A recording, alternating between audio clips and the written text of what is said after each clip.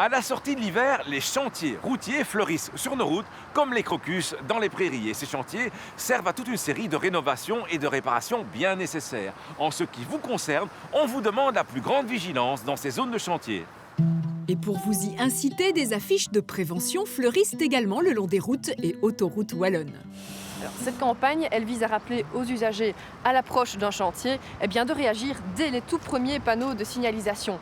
Cette consigne, elle vaut bien évidemment pour les chantiers de réhabilitation en profondeur, ceux de longue durée que les usagers s'attendent à rencontrer sur leur parcours, mais elle vaut évidemment aussi pour les chantiers de plus courte durée qui se tiennent parfois en moins d'une heure et qui peuvent être mobiles et qui risquent évidemment de les surprendre.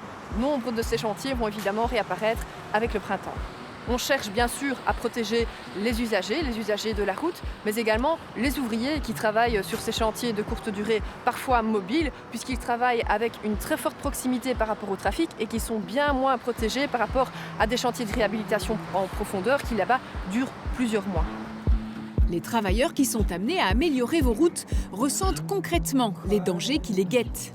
Il y a quand même trois facteurs qui me font très peur. C'est quand même le téléphone, la vitesse et aussi la distance de sécurité qui n'est pas respectée. Donc quand on arrive collé à un camion, on ne voit pas la signalisation qui est mise en place. Et ça me fait très peur. Et cette peur est très certainement justifiée quand on comptabilise les accidents dans les zones de chantier.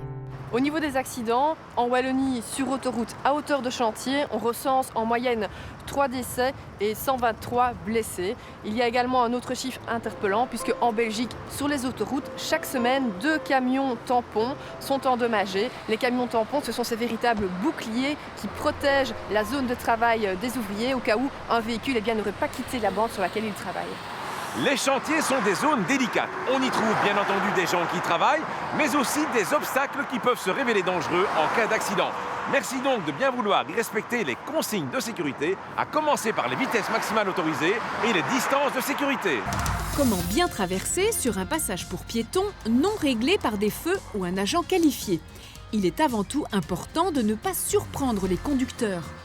Pour cela, présentez-vous bien en face du passage, en regardant tout d'abord vers la gauche, d'où vient le premier danger. Agir ainsi va généralement faire comprendre aux conducteurs que vous souhaitez traverser et ils pourront alors vous céder le passage. Lors de la traversée, contrôlez dans les 2 directions que tous les conducteurs s'arrêtent pour vous. À ce propos, le code de la route vous impose malgré tout de tenir compte des véhicules en approche. Ce qui veut notamment dire que vous ne pouvez pas vous engager si des conducteurs ne sont plus en mesure de s'arrêter pour vous laisser passer.